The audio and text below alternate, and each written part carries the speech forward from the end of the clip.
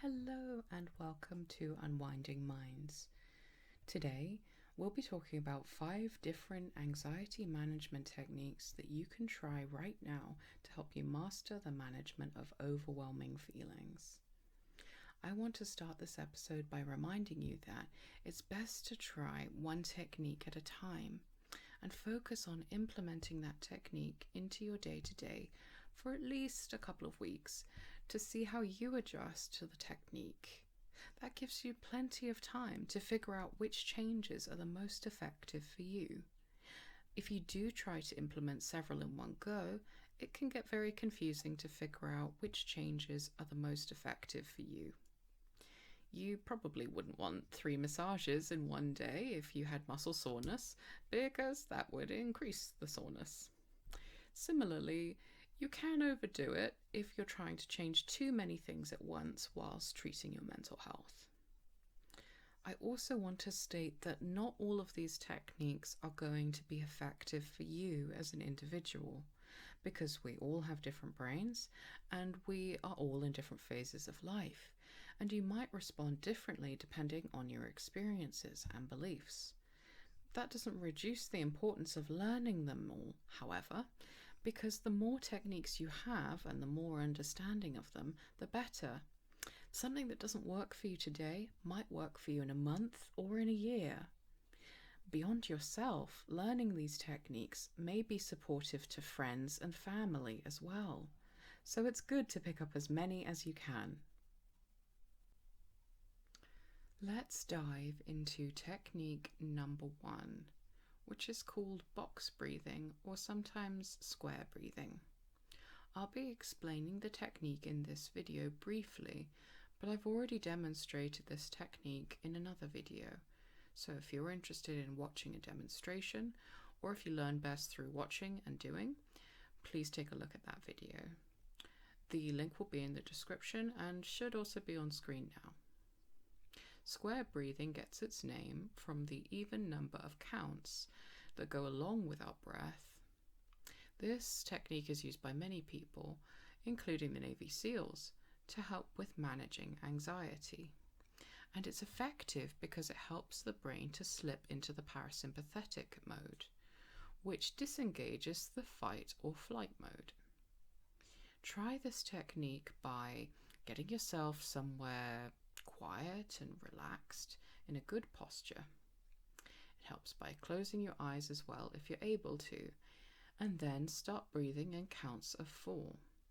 4 seconds to breathe in, 4 seconds to hold your breath, 4 seconds to exhale, and 4 seconds holding the out breath.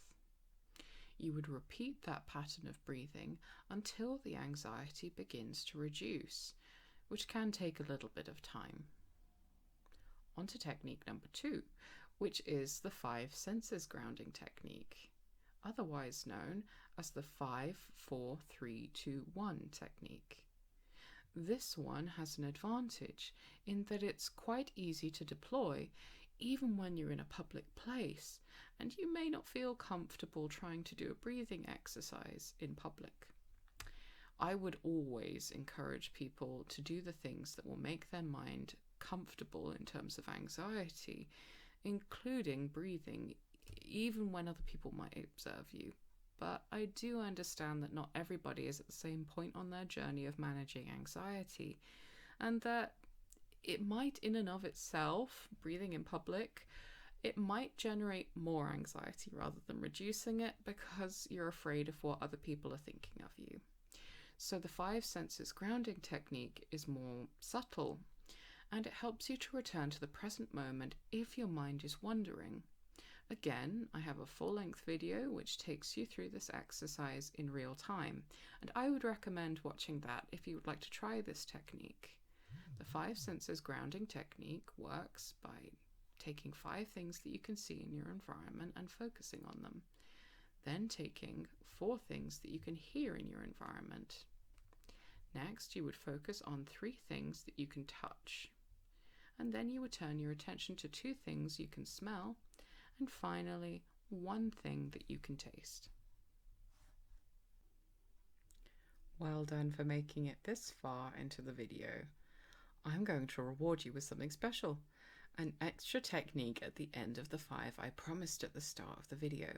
So make sure you watch all the way to the end, and you too can learn the mystical 6th technique. Whilst you're at it, now's a good opportunity to hit the like button and to subscribe, or to share this video with a friend. It really helps the channel to continue to grow and for us to produce content like this for free. Technique number 3, which we'll be covering today, is setting worry-free time. This is an example of anxiety management through boundary management. Yes, boundaries are as much about how you manage your own actions and thoughts as it is about managing your responses to other people overstepping. To utilize this technique, select a time throughout your day for yourself to think about the things that are making you feel the most anxious. And I'd like to add a caveat to this particular exercise. It's really important to look at how you're talking to yourself in your mind or treating your situation. Observe your thoughts with a gentle gaze. It's very easy to become very critical or worry excessively and begin to struggle to retain control when trying this. If this happens to you, try implementing one of the other techniques on this list. Giving your mind some time to explore the things that are making you anxious at a particular point in your day will help you to reason through some of the things that are happening and help you process them. This can help if you tend to ignore things throughout the day, but then find your sleep is disturbed at night because of your anxiety. That's because your brain wants to be able to sort through a problem and dedicate time to it. This technique works really well when used in conjunction with the next technique. Setting worry-free time might look like having half an hour in a day where you intentionally allow yourself to think about the things that are worrying you. And when you notice yourself thinking about those anxiety-inducing things outside of that scheduled time, you say to yourself, I will think about this during my scheduled worry time. This is my worry-free time. This enables you to have plenty of worry-free time so that you can go about your day with fewer interruptions. Technique number 4 is derived from CBT and is called Socratic questioning. This is a very particular style of challenging our negative and anxiety-inducing thoughts.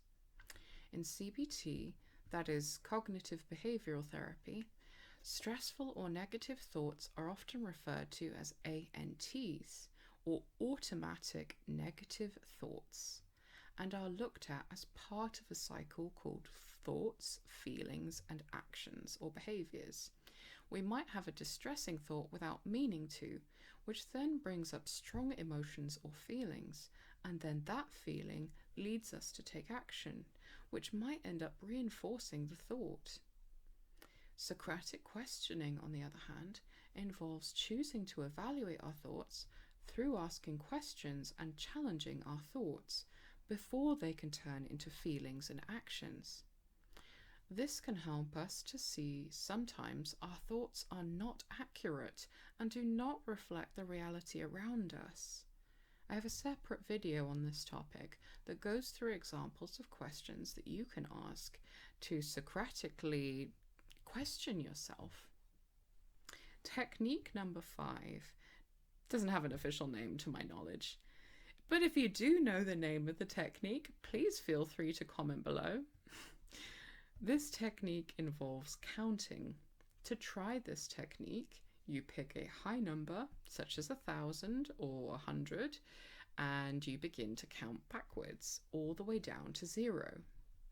The crucial thing to do here is use uneven number patterns, so that you might start by subtracting 4, then 8 or 16 or 3, and you would alternate the increments you count down by. So to simplify this, you would take 4 away from 1,000 and have 996. Then, if you took away 8, you would have 988. Then if you took away 16, you would have 972, and so on until you reach 0. The key to this technique is to choose numbers that you would find challenging to subtract from your original number. If you're a math whiz, unlike me, this might require a harder variation, such as using larger numbers or division. The whole purpose of this technique is to keep your brain distracted and engaged in an activity which is challenging you to use a different part of your brain, the prefrontal cortex. The prefrontal cortex handles logical thinking. This switches up the part of your brain that you're using, and once you're feeling a little bit more calm, you might feel more able to try some of the other anxiety management techniques in this video. As I mentioned earlier on, we have a surprise bonus technique that I'm throwing into this video as well. Technique number 6 is distancing or depersonalizing from your anxiety. This involves depersonalizing the anxiety by giving it a name. Think of it as something that is separate from you, like a being or entity that does not have your best interests at heart. So let's say you called your anxiety Barbara. When you notice Barbara saying something to you in your mind that causes a feeling of anxiety, you can reply back to Barbara and say something like, "That is not very helpful to me, Barbara. It isn't even accurate, so shut up, Barbara." This seems silly, but it's very effective because the truth is, anxious thoughts are not you. They might have become part of your daily life, and you might have learned to trust in Barbara and her opinions a lot, but that doesn't mean that those opinions are accurate. When you separate Barbara out, it might make it easier for you to challenge some of your anxious thoughts, and it will help you to remember that you are not your anxiety. You're so much more. Well, you've done it. You've made it to the end of the video. Congratulations, you win a gold star. And you have officially begun on the journey of learning techniques to master your anxiety. There are many videos on this channel that you can watch to learn more about anxiety management, including ways of beginning to befriend yourself. I hope you take the time to take a look around the channel for more things that can help you as you're going through difficult emotional experiences. If you enjoyed this video, make sure to give it a thumbs up. It really helps out. And if you're new here, don't forget to subscribe, hit the bell so that you never miss a future upload. Have you ever tried these techniques yourself? How did you find them? We'd love to see your thoughts in the comments. I always read them. Thank you so much for watching, and I'll see you in the next video. Take care.